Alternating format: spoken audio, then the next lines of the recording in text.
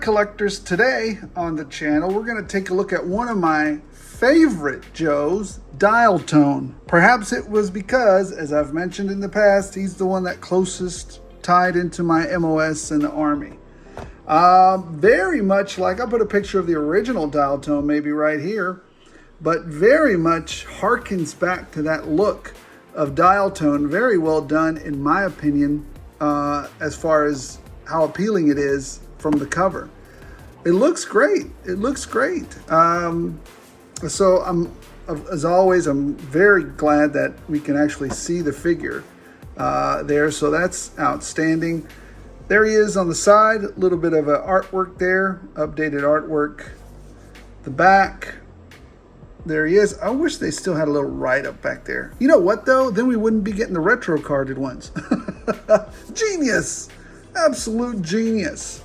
So here you go. Here's the back part. Is there anything? Is that a snowcat in the back? I don't know. What it does look like. What is that? Is that a tank? What is that? It looks like a communication center or something. All right. Anyways, there he is. And here's a side view of it. Number 149, I believe, in the line. Yep. Here's a side view of his profile. Little items he's proficient in. Well, let's take him out of the package real quick. All right, let's go through Mr. Dial Tone's accessories here, which is kind of neat and kind of, well, I thought there wasn't a place for it, but then I figured there was. But I don't think there's a place for everything, but there are some very cool features to this figure. The first accessory, which I did not expect whatsoever, is that his black beret does come off. And it's actually very nicely sculpted to his head. There you go. I would like to see this a little closer, but that's pretty doggone good. He's got his flash there lined up with his eyeball. Looking great. So that's the first accessory. This radio does not come out. And this does sash, this, belt there goes across his body, and that's it.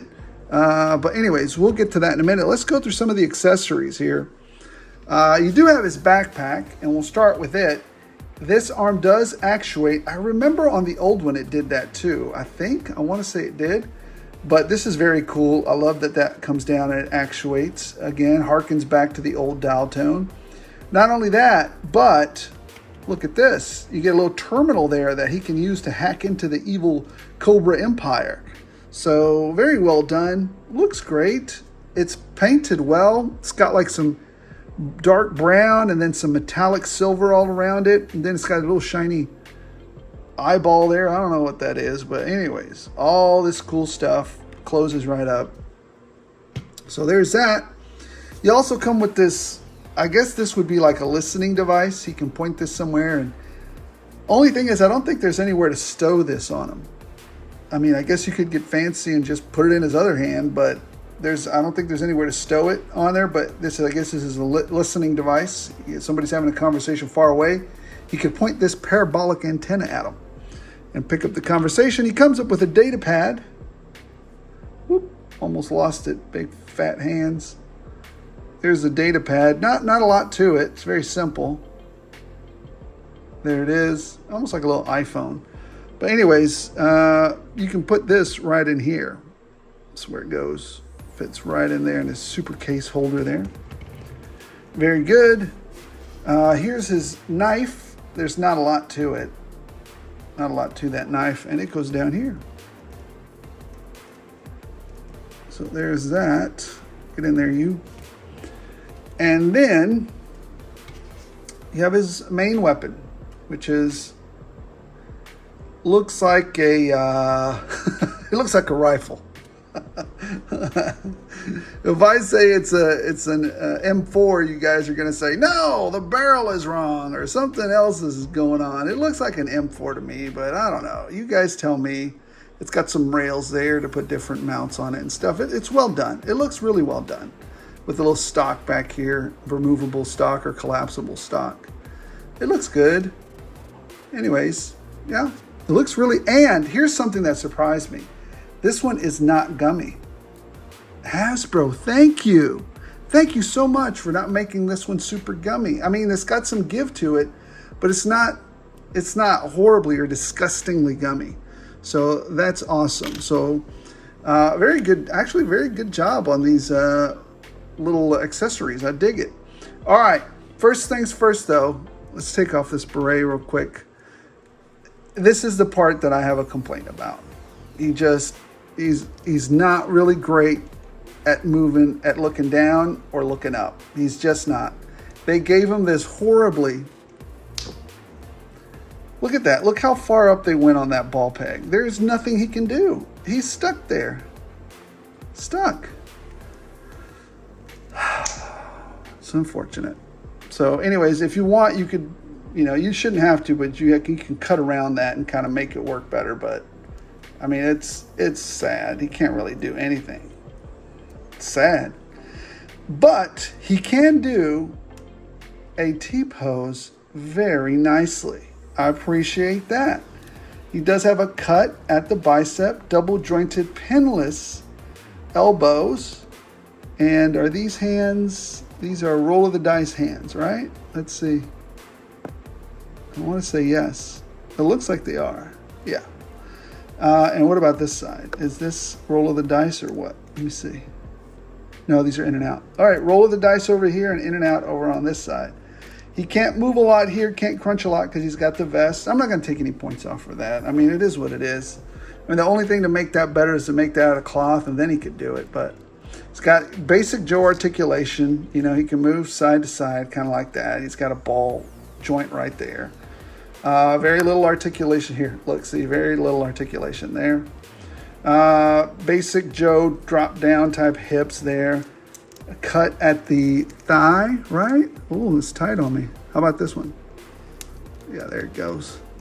This one's tight though. Let's see if I can do it without. There it goes. Had a little grip to it. There you go. So cut at the thigh there, double jointed, pinless knees. Very nice.